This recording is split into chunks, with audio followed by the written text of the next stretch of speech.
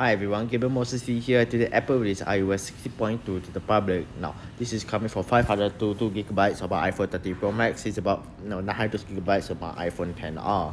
Now, it's not going to take away 5 gig from me. It's just going to install the entire OS because this is coming from a public release to an RC, and basically the RC and the final version has this exact build number. So basically, if you're an RC and you don't want to receive betas anymore, just remove the beta profile, and you're on the same version as everyone else. So the first thing is Freeform. Now, if you go to Freeform, this is the app right here. If you're below iOS 16.2, which is 16.2.1.2, it requires you to install 6.2 and be installed on default.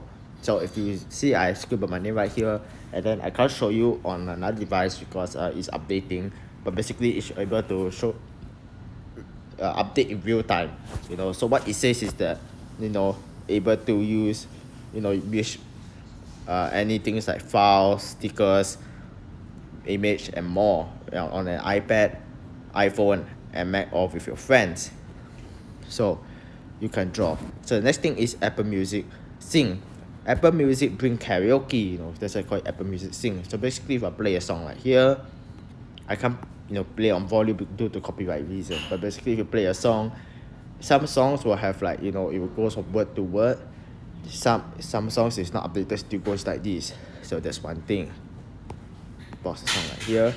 This is the World Cup song. So the next thing is live activities. Now, live activities brings to Apple Music. Basically, you have Diamond Island. You're able to see what and follow your favorite sports, and the scores will update on the Diamond Island in real time. That's one thing. Then we're going to talk about so-called advanced data protection for iCloud.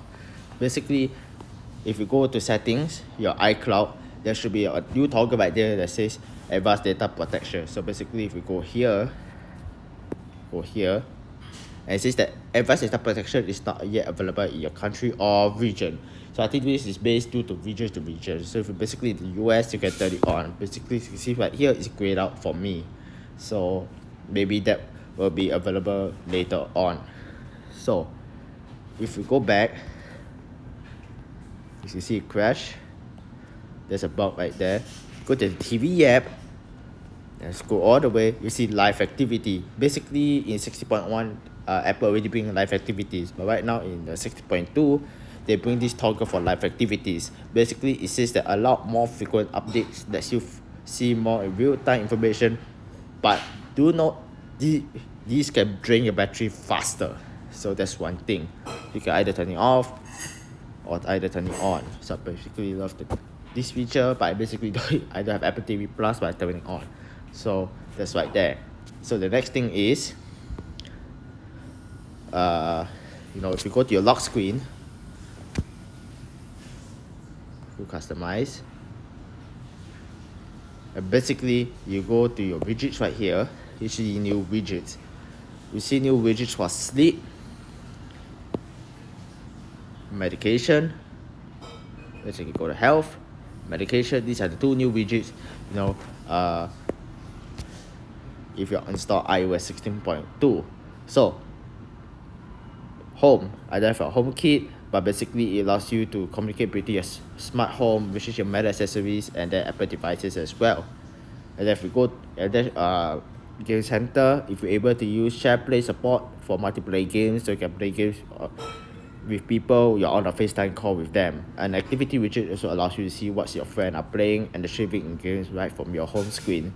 So that these are the bugs that Apple fixed for iMessage. So you can now search a dog, car, person, or anything, or text. That should be improved as well. If you turn off hide IP address in iCloud private relay, that should be fixed as well by you disable it for a specific site in Safari. News articles in weather displays information relevant to the weather to that location. Basically, if you go to weather, it should be updated. So participant cursor in notes allows you to see live indicators as others in a shared node. And then AirDrop. Basically, if you're below iOS 16.2, 16.1.2, it will say it's for everyone. So if you go to AirDrop right here, it says not everyone for 10 minutes. So basically, if you turn on this, for 10 minutes it should revert back to context only, so you not be for everyone for a prolonged time. So crash detection or iPhone 14 Pro and iPhone 14 Pro Max, that should be optimized as well, so as the Plus and the 14. So if in iOS 16.1.2 they also said the same thing, optimized. That's for roller coasters, but this one is for skidding, so Apple did optimize that. And also fixes an issue that caused some notes not to sync with iCloud after updates are made. So you should do some notes that you want it to sync, it should not sync, so now it should be synced properly. So then also there's a new pop-up right here, so go to your settings and about, you see this right here, network provider set this update. You sure want to update, go and update, because this update also supports 5G supports it in India. They did not say it right here, but it basically supports it. So the build number for iOS 16.2 is 20C65. So that's the build number for iOS 16.2. It's basically on the RC, like what I said just now, remove the beta profile, and you're on the same version as everyone else. If you want to continue receive beta profile, you can keep the profile and you don't need to remove it. So that's one thing. So if you go to Apple security website, there are like a few security updates. There are also Apple patch accounts, Apple AVD, Apple mobile. There's a lot, GPU, graphics driver, image, iHole. It goes on and on. Basically, if you want this page, I can link it in the description below. This is Apple supports page for security update. And when back then Apple did release iOS 16.1.2 for security updates as a CVE entries, well, now it's available. So for WebKit, see that processing meticulous craft web content related to code execution. Apple is aware of a report that this issue has been exploited against version of iOS released before iOS 15.1. So it's older version of iOS 15. The description is a type confusion issue was addressed with people state handling. So a person from Google, they thank them. So that's for 16.1.2. Now, if you go look at the Geekbench scores, Geekbench, just right here, go to the history. Now, only rate runs are running on the RC. Now, as you can see, it scores 1,733 for single core, 4,860 for multi-core.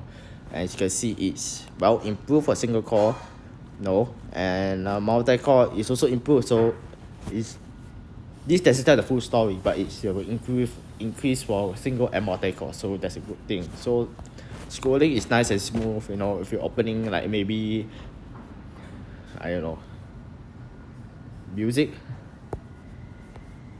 scrolling is nice and smooth. So you should notice anything right here. So if you go look at my battery health 100%. So updates should not degrade the battery so far. So the last time I showed it was 88 because I replaced the battery, so it's back to 100% because it's keep on dropping. But anyway, this should not affect usage when you're updating. So if you go look at the last 10 days, yesterday I got 6 hours and 26 minutes screen on time, 40 minutes of screen off time. The day before, 7 hours and 22 minutes screen on time, 2 hours and 9 minutes screen off time. This I was used about 53% of my battery. This is 70% of my battery. Today, 55 minutes, 58 minutes. So I could say that iOS 60.2 shaping to be a good batteries, update. I'm able to get it through the day. I end my day off with about sometimes 70 to 80% of my battery left over. So that's quite good. So should you update to iOS 60.2? I say absolutely, for security update and for all the new features for Apple Music Karaoke and to Freeform itself, definitely well. And another thing, today Apple also released iOS 60.2, which I already told you, iOS 50.7.2 for all the devices. Have an iPhone 7 or 7 Plus that doesn't support, or those devices that support iOS 16, iOS 15.7.2 also released. And also iPadOS 16.2 that fixed the issue for external display. Okay, I don't have it, so I can show you. WatchOS 9.2, tvOS 60.2, macOS 13.1, and yeah, that's it. So basically there's a bunch of update today. for iOS 16.2 to older iOS as well. So should you update? Yes. If you have an old device on iOS 15, want to keep your device secure, I say update to iOS 15.72 alone. You know, that's a very good security update. Bug fix, I'm not too sure. I haven't seen that yet. So yeah, so that's it for me for iOS 16.2. You know, be sure to check out my video. Thank you very much, and have a good day. Bye.